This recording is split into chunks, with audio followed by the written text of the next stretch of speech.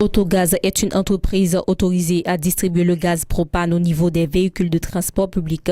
La dite compagnie s'est spécialisée dans la conversion de la gasoline au propane. Ce jeudi, l'équipe de Reportage 68 a rencontré le président de l'entreprise, M. Jean Conille. Il nous a expliqué en quoi consiste ce projet, comment ils ont procédé à l'utilisation de la gasoline au propane, surtout une telle évolution dans ce domaine et pourquoi ils ont mis sur pied cette initiative. Pour le moment, Autogaz cible surtout les véhicules de transport public. Ce qu'on fait, c'est qu'on installe un kit de conversion. Ce kit, c'est les kits de Lovato. Lovato, qui est une compagnie multinationale qui existe dans plus d'une soixantaine de pays et qui ont plus de 72 ans d'existence. Ces kits sont installés par des professionnels qui ont été formés et certifiés par des ingénieurs de Lovato, sont installés dans nos ateliers à Autogaz sur les véhicules de transport public. Une fois que le kit de conversion est installé, à partir de ce moment, les chauffeurs peuvent s'approvisionner en gaz propane. Ils ont le choix parce qu'ils ont comme un switch. Donc, s'ils veulent, ils peuvent continuer à utiliser de la gasoline ou s'ils préfèrent, ils peuvent utiliser le gaz propane. Actuellement, les tap-tap et les camionnettes, nous avons ciblé des zones bien spécifiques. Delma 33, 31, Silo et la station numéro 2 en ce moment qui va ouvrir du côté de Tabar et route de Frères. Ces véhicules de transport public peuvent venir et faire installer gratuitement le kit de conversion. Ça veut dire qu'il n'y a absolument aucun frais pour le kit et pour l'installation du kit. En retour, on exige que les chauffeurs signent un contrat où ils viennent et s'approvisionnent de gaz propane aux stations Autogaz. Il y a une raison très simple à part de la raison économique à ceci, c'est parce que Autogaz est le seul distributeur en Haïti actuellement qui vend ce qu'on appelle du LPG ou GLP, gaz liquide propane. C'est un mélange de 70% de propane et de 30% de butane.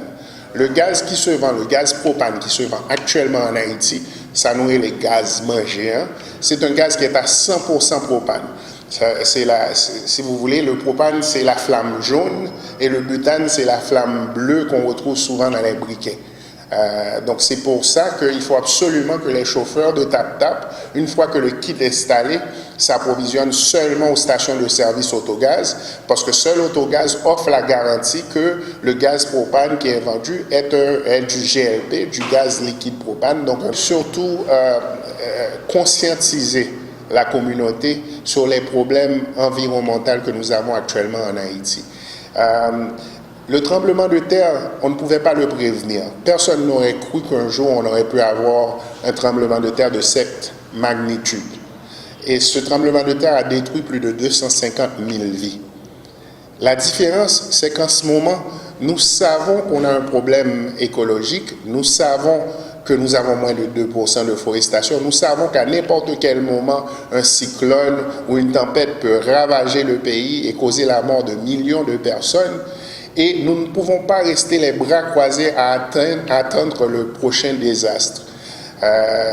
Il faut qu'on agisse et la meilleure façon d'agir, évidemment, c'est d'arrêter la déforestation.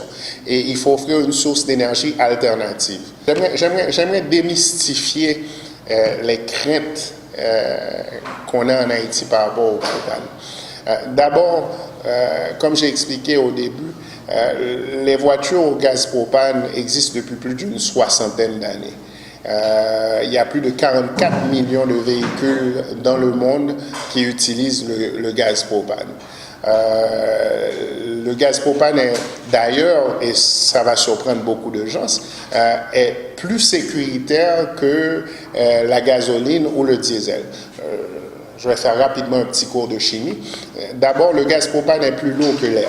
Donc, ça veut dire que si vous avez un tank de propane et il y a une légère filtration, par exemple, normalement, le gaz va rester autour du tank et après un certain temps, va s'affaisser au sol. Alors que, par exemple, le diesel ou la gasoline, la fumée de diesel ou de gasoline peut s'échapper jusqu'à plusieurs kilomètres selon le vent. Donc, c'est déjà là un problème.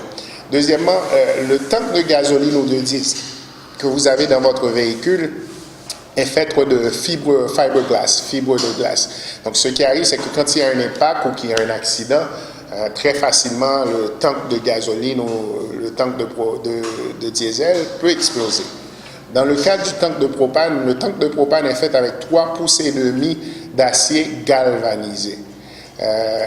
Ce que ça représente, c'est que c'est tout un défi pour essayer de faire éclater un tank de gaz propane.